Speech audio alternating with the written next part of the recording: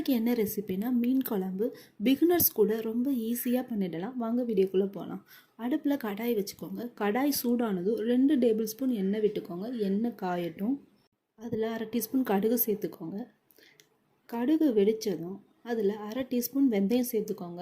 வெந்தயம் லைட்டாக செவந்ததுக்கு அப்புறமா 50 கிராம் சின்ன வெங்காயம் சேர்த்துக்கோங்க. நான் இன்றைக்கி சின்ன வெங்காயம் தான் சேர்த்துருக்கேன். நீங்கள் பெரிய வெங்காயம் வேணுன்னா கூட சேர்த்துக்கோங்க. சின்ன வெங்காயம் மீன் குழம்புக்கு ரொம்ப நல்லாயிருக்கும்.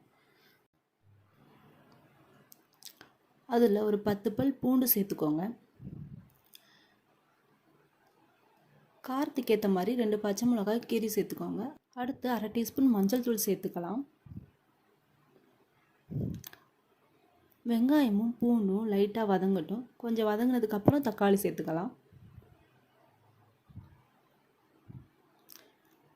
லைட்டாக வதங்கினதுக்கப்புறம் நான் ஒரு தக்காளி தான் இன்றைக்கி சேர்த்துருக்கேன். நான் மாங்காய் சேர்க்குறதுனால ஒரு தக்காளி பழம் தான் சேர்த்துருக்கேன். நீங்கள் மாங்காய் சேர்க்கலைன்னா 2 பெரிய சைஸ் தக்காளி பழம் சேர்த்துக்கோங்க.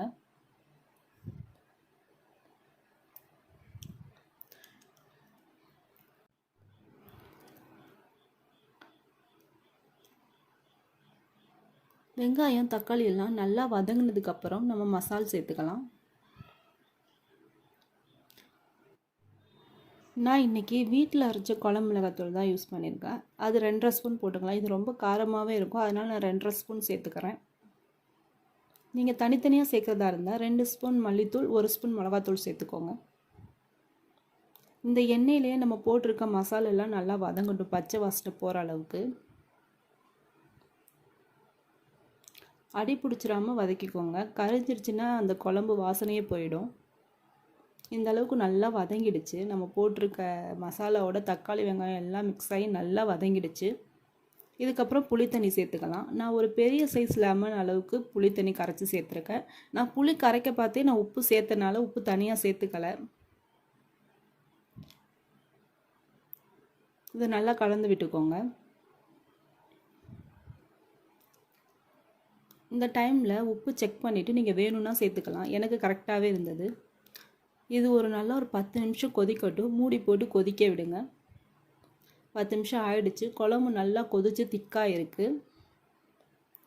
ரொம்ப தண்ணி விட்டால் மீன் குழம்பு ரொம்ப தண்ணி ஆகிடும், டேஸ்ட்டே இருக்காது. அதனால் புளி பார்த்து கரைச்சிக்கோங்க. குழம்பு நல்லா பச்சை வாசனை போய் நல்லா கொதிச்சிருச்சு. அடுத்து நம்ம மீன் சேர்த்துக்கலாம். நான் டெண்டர் கட்ஸில் தான் ஆர்டர் பண்ணியிருந்தேன். இதுதான் நான் ஃபஸ்ட் டைம் ஆர்டர் பண்ணியிருந்தேன். மீன் நல்லா ஃப்ரெஷ்ஷாகவே இருந்தது. மீனை ஒன்று ஒன்றா சேர்த்துக்கோங்க.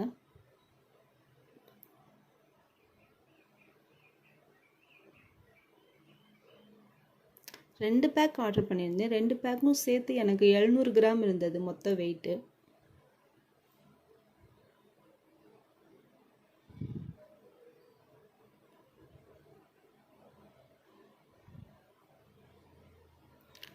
ஒன்று மேலே ஒன்று போடாதீங்க, அப்புறம் உடஞ்சிரும் மீன். இந்த மாதிரி தள்ளி தள்ளி போட்டுக்கோங்க. மீனெல்லாம் சேர்த்துட்டு லைட்டாக மீனெல்லாம் முங்குற மாதிரி கிண்டி விடுங்க. ரொம்ப கிண்டாதீங்க. எப்போயுமே மீன் குழம்பு ரொம்ப கிண்டுனா உடஞ்சி குழம்பு ஃபுல்லாக அது கரைஞ்சிடும். இதுக்கப்புறம் தான் நான் மாங்காய் சேர்க்குறேன். நான் முன்னவே மாங்காய் சேர்த்துட்டா மாங்காவும் கரைஞ்சிரும், அப்புறம் குழம்பு ரொம்ப புளிப்பாயிடும். இந்த டைமில் மாங்காய் சேர்த்திங்கன்னா கரெக்டாக இருக்கும். மீன் சேர்த்ததுக்கப்புறம் ரொம்ப நேரம் குக் பண்ணக்கூடாது. ஒரு 5 நிமிஷம் மீடியம் ஃப்ளேமில் வச்சு வேக வச்சா போதும். மீன் நல்லா குக் ஆகிடுச்சு. அந்த குழம்போடு சேர்ந்து நல்லா மீன் குக் ஆகிடுச்சு. குழம்பை இறக்குற டைமில் ஒரு 1/2 டீஸ்பூன் தேங்காய் எண்ணெய் விட்டுட்டு இறக்குனீங்கன்னா அந்த வாசனையும் டேஸ்ட்டும் இன்னும் நல்லாயிருக்கும். சில பேருக்கு தேங்காய் எண்ணெய் வாசனை பிடிக்காது. பிடிக்குன்றவங்க ட்ரை பண்ணி பாருங்கள். ஸ்டவ்வை ஆஃப் பண்ணிவிட்டு கொஞ்சமாக கருவேப்பிலை மல்லியெல்லாம் சேர்த்துக்கோங்க. தேங்க்ஸ் ஃபார் வாட்சிங்.